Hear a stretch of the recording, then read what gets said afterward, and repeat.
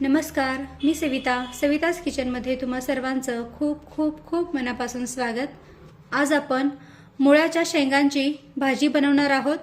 या शेंगांना डिंगरीची भाजी असं सुद्धा म्हणतात। हे पहा, अशा पद्धतीच्या या मुळ्याच्या शेंगा असतात। आता या मुळ्याच्या शेंगा कशा निवडायच्या ते दाखवते। हे पहा, या शेंगेचे दोन्हीकडचे टोकं काढून टाकायचे आणि मधून असे 1 ते 2 तुकडे करून घ्यायचे। आणखीन दाखवते। दोन्हीकडचे टोक काढून टाकायचे आणि मधून असे 2 तुकडे करून घ्यायचे।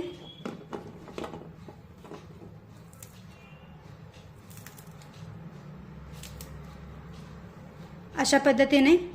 तर अशाच पद्धतीने या मुळ्याच्या शेंगा मी हाताने मोडून घेतलेल्या आहेत, व्यवस्थित निवडून घेतलेल्या आहेत। आणि या ज्या थोड्याफार शेंगा राहिलेल्या आहेत ना, त्या सुद्धा व्यवस्थित निवडून घेते, मोडून घेते।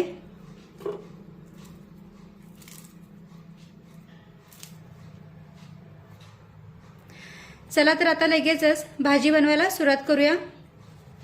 तर इकडे गॅसवर मी कढईमध्ये पाणी उकळी येण्यासाठी ठेवलेलं आहे आणि पाण्याला पण उकळी आलेली आहे। आता या पाण्यामध्ये या आपण निवडून घेतलेल्या मुळ्याच्या शेंगा टाकूया।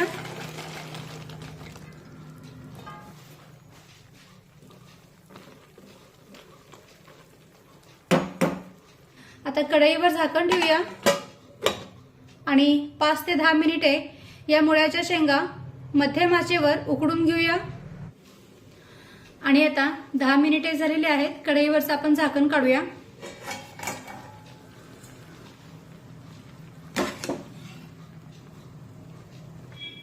तर पहा, या शेंगा छानपैकी मऊ शिजलेल्या आहेत। आता लगेचच गॅस बंद करूया आणि या शेंगा या गरम पाण्यातून बाहेर काढून घेऊया।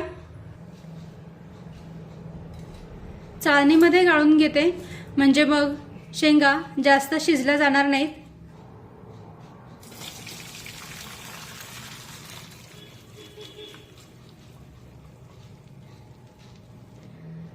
तर पहा, या छानपैकी मऊ शिजलेल्या आहेत। आता या भाजीला फोडणी देऊन घेऊया। गॅसवर मी कढई गरम करून घेतलेली आहे। तर कढईमध्ये 2 ते 3 चमचे तेल टाकूया।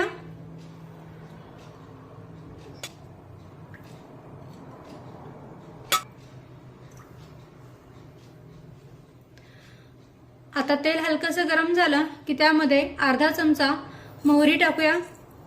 मोहरी छानपैकी तडतडली पाहिजे। तर पहा, मोहरी आपली छानपैकी तडतडलेली आहे। आता अर्धा चमचा जिरे टाकूया। जिरे पण छानपैकी फुलून फुटले पाहिजेत।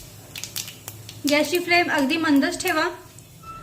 त्यानंतर इथे मी एक मोठ्या आकाराचा कांदा बारीक चिरून घेतलेला आहे, तो यामध्ये टाकूया। कांद्याला उलटण्याने सतत परतत राहायचं, म्हणजे मग तो सगळीकडून व्यवस्थित एकसारखा भाजला जातो।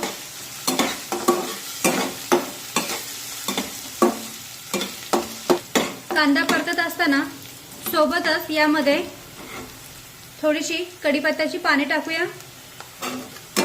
मिक्स करून घेऊया।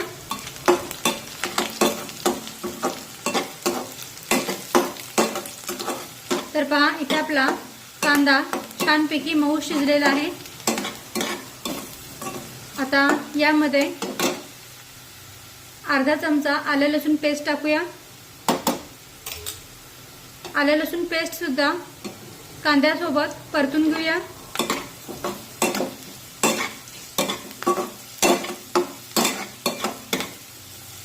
आता काही सेकंद आलं लसूण पेस्ट कांद्यासोबत परतून झाल्यानंतर यामध्ये बारीक चिरून घेतलेला टोमॅटो टाकूया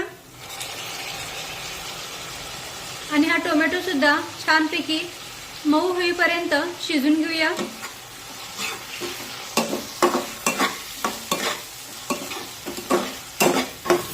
तर पहा, इथे आपला टोमॅटो पण छान मऊ शिजलेला आहे, कांद्यामध्ये छानपैकी तो मिक्स झालेला आहे। हे पहा। आता यामध्ये काही मसाले ऍड करूया। पाव चमचा हिंग टाकूया, अर्धा चमचा हळद, अर्धा चमचा लाल मिरची पावडर, गरम मसाला अर्धा चमचा पावडर। त्यानंतर आपल्या वर्षभरातला साठवणीतला मसाला टाकूया 1.5 चमचा। तर हे मसाले तुम्ही तुमच्या आवडीनुसार कमी जास्त करू शकता। आता हे मसाले व्यवस्थित मिक्स करून घेऊया। हे सर्व मसाले तेलामध्ये व्यवस्थित परतून घ्यायचे, म्हणजे मग त्यांचा कच्चा वास भाजीला लागणार नाही।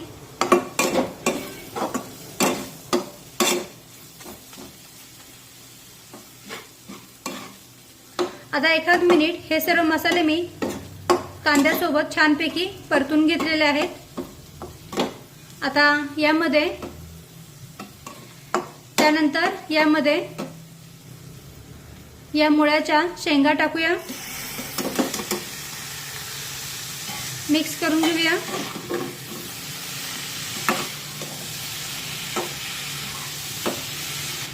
सोबतच यामध्ये चवीनुसार मीठ टाकूया, मिक्स करून घेऊया।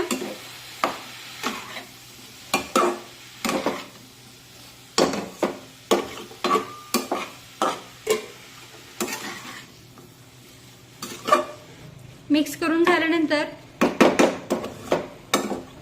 कढईवर झाकण ठेवूया आणि मंद आचेवर साधारण 5 मिनिटे ही भाजी मसाल्यामध्ये वाफवून घेऊया। मधल्या वेळेत भाजीला उलटण्याने थोडंसं खालीवर करून घेऊया, म्हणजे मग मसाला भाजीला व्यवस्थित लागला जाईल।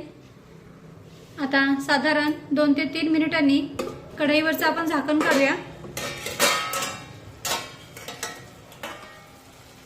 आणि ही भाजी थोडीशी खालीवर करून घेऊया।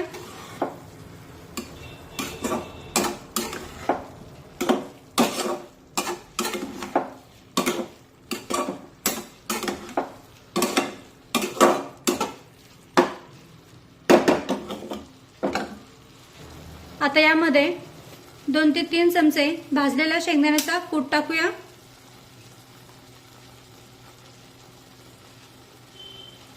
खूप छान चव येते भाजीला या शेंगदाण्याच्या कुटामुळे। मिक्स करून घेऊया।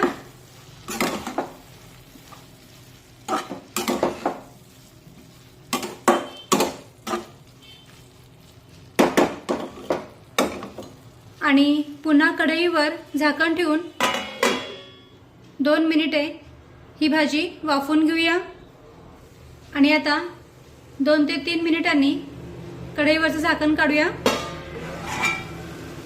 वरून बारीक चिरलेली कोथिंबीर टाकूया, मिक्स करून घेऊया। तर पहा, इथे आपली मुळ्याच्या शेंगांची भाजी बनवून तयार आहे। एकदम मस्तपैकी ही भाजी बनवून तयार झाले, तुम्ही पाहू शकता। आता गॅस बंद करूया आणि ही भाजी काढून घेऊया।